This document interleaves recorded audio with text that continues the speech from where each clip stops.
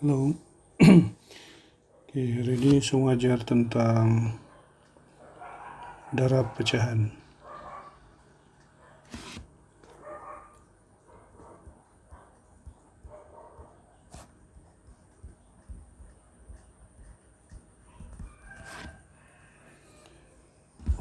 Masa tahun 4 hari itu, oke, sepatutnya kamu sudah tahu apa itu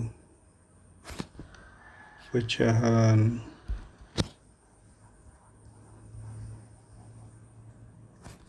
setara, permudahkan pecahan,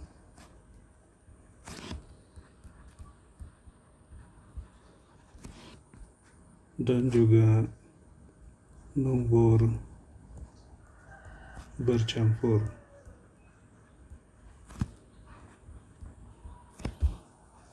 Tiga-tiga benda ini sepatutnya kamu sudah tahu sebelum inilah. Pecahan setara setahu saya kalau jika tidak silap tahun 3 sudah belajar, tahun 4 pun sudah belajar pecahan setara. Dan bila kamu masuk tahun 4, permudahkan pecahan pun sudah kamu belajar masa tahun 4. Dan juga nomor bercampur tahun 4 sudah belajar. Mungkin ada sedikitlah masa tahun 3. Jadi tiga-tiga benda ini sepatutnya murid-murid tahun 5 sudah tahu. Oke, jadi kenapa masa tahun 5 baru belajar darab pecahan? Oke, sebab masa tahun 4 dan tahun 3 mereka belajar asas. Dan semasa tahun 4 tambah pecahan dan tolak pecahan sudah kamu belajar semasa tahun 4. Jadi bila masuk tahun 5 kamu akan belajar darab pecahan. Dan bila masuk tahun 6 kamu akan berkenalan pula dengan bahagi pecahan semasa tahun 6 nanti. Oke, jadi kita mulalah. Oke, jadi pastikan kamu sudah tahu inilah. Sudah tahu apa itu pecahan setara, pemudahkan pecahan, nomor bercampur, dan dua topik nih. Oke, tapi tidak apa nanti sepanjang pembelajaran nanti juga terangkanlah balik apa itu permudahkan pecahan dan sebagainya. Oke, jadi kita mulai dengan soalan yang pertama. Katalah soalan itu ialah nomor bulat didarabkan dengan satu pecahan. Contohnya macam ini. Oke. Jadi apa yang kamu perlu buat ialah kita tukarkan nomor bulat ini kepada pecahan 6/1 macam itu saja. Kemudian darab salin balik dan 1/2 salin balik. Oke, jangan pula salin macam ni ya. Jadi tidak setara kan, mengelirukan. Oke, ini kita tidak mau. Jadi pastikan dia bila tulis pecahan tu macam ni, seperti ini. Saya harap kamu pahamlah. Oke, selepas tu setelah selesai dapat macam ni, kita sudah boleh selesaikan masalah ni. Jadi apa yang perlu kamu buat ialah perlu darab terus sajalah, tidak perlu samakan penyebut. Apa itu penyebut dan apa itu pengangkat? Saya harap kamu sudah tahu lah apa itu penyebut dan pengangkat. Pengangkat dan penyebut itu apa? Oke, dalam pecahan contohnya 3/4. Apa sajalah pecahan, tak semestinya 3/4. Nombor di atas kita panggil dia pengangkat, nombor di bawah kita sebut sebagai penyebut. Boleh kan? Oke, ingat yang itu. Di masa kelas cikgu balik-balik tanya nih, apa benda nih? Jadi kalau kamu tidak tahu apa ini dan apa ini, nanti kamu bingung. Oke. Alright, jadi 6 darab dengan 1 ialah 6 per 1 darab 2 sama juga dengan 2. Jadi apa yang kita dapat ialah pecahan tak wajar. Apa itu pecahan tak wajar? Kepala besar, badan kecil. Pecahan wajar ialah badan kecil, kepala kecil, badan pun kecil. Jadi dia wajar lah. Jadi apa akan jadi sekiranya kamu mendapat jawaban pecahan tak wajar? Kita bahagikan. Dari mana bahagi? Per itu maksudnya ialah bahagi. Jadi mesti bahagi. Bahagi macam mana? 6 dibahagikan dengan 2. 6 bahagi 2. Oke. Jadi bila kamu bahagi, kamu sepatutnya akan dapat 3.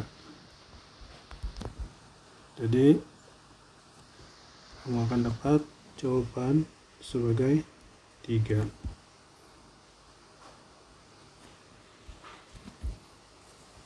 Paham?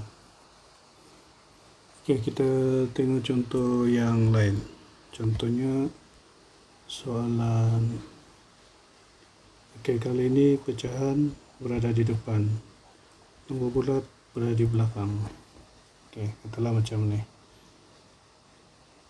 Oke, kadang-kadang soalan tu akan tulis agak besar sikit lah macam ni kan. Oke, sama saja proses kerja sama saja. Oke, kita tulis balik 3/4 darab 12/1.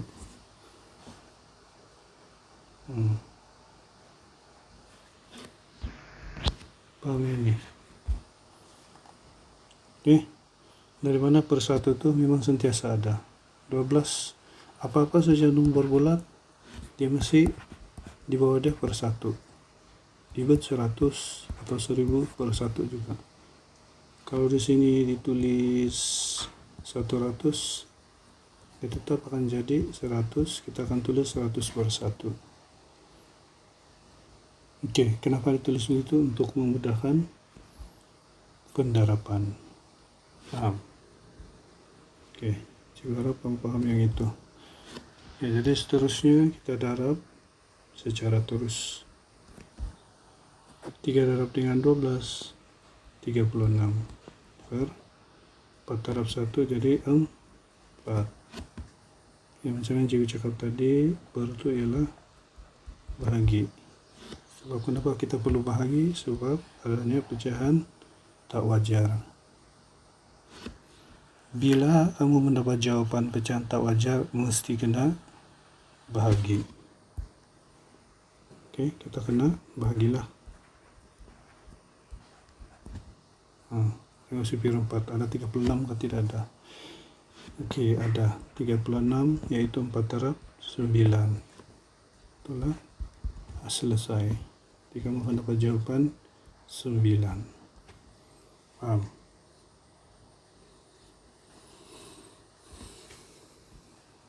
Oke, kita tengok soalan yang seterusnya. Oke. Katalah soalan tu ialah 163 darab dengan 1/8. Katalah. Okay, sama dengan, prosesnya sama juga. 163 kita persatukan, kemudian darab 1/8. Oke. Lepas tu kita darab secara terus macam ni. 163 darab 1 dan 1 darab 8. Okey. 163 darab 1 ialah 163 per 1 darab 8 iaitu 8. Paham? Okey, jadi sini kita nampak dia jadi pecahan tak wajar. Bila pecahan tak wajar, kita kena bahagikan.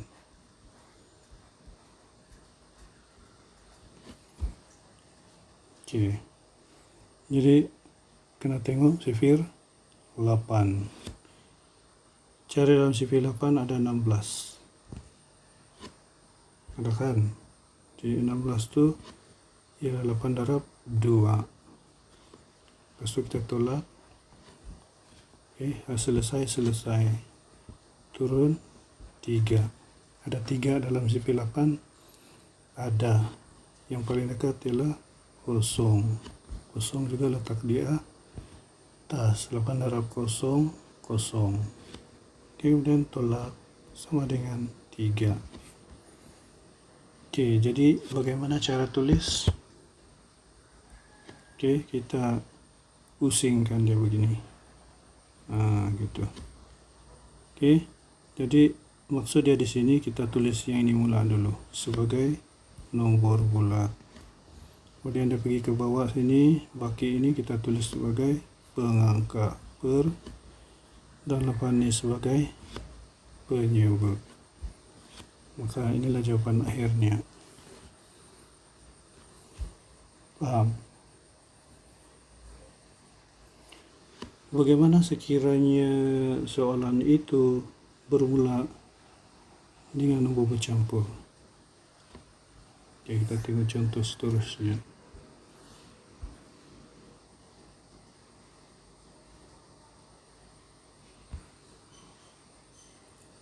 Oke, katalah soalannya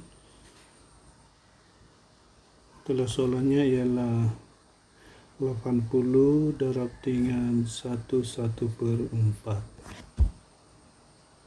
Oke, di sini dia bukan pecahan wajar, tapi dia pecahan nombor bercampur. Ini nombor bercampur. Oke, prosesnya sama, cuma agak panjang sedikit lah. Kamu tulis di bawah sini sebab dia panjang sedikit. Oke, yang lain kita tulis, kita jadikan ini per 1 dulu. Jadi kamu tulis 80 per 1 darab dengan 1/4. Oke, oleh sebab 1/4 kita tidak boleh darab sebab adanya nombor bulat, kita kena tukarkan nombor bercampur ini kepada pecahan tak wajar. Bagaimana tukar jadi pecahan tak wajar? Kita bubuh darab di sini dan kita bubuh tambah di sini. Paham? Oke, jadi seterusnya sama dengan 80 per 1 darab 4 darab 1, 4. 4 tambah 1 jadi 5. Jadi 5/4. Macam ni. 4 darab 1 tambah 1. Jadi sama dengan tambah 1 sama dengan 6. 4 tambah 1 jadi 5. Paham? Oke, seterusnya bolehlah kita darab secara terus. Right? Ini sama dengan 80 darab 5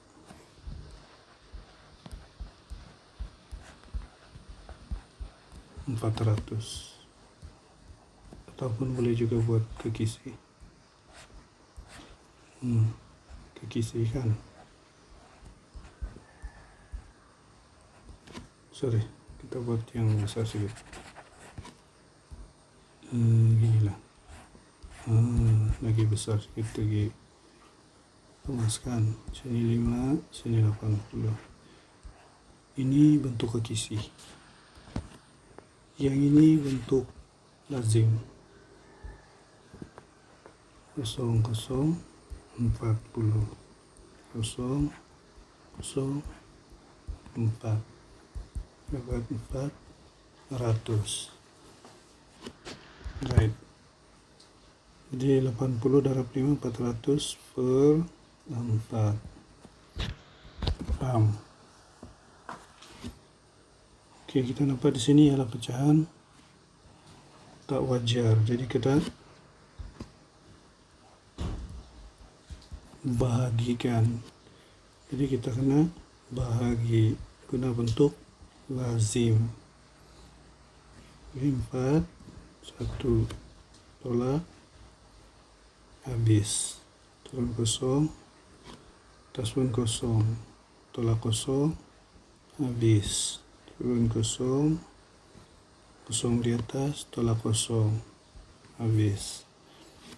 Jadi jawaban akhirnya ialah 100. Paham?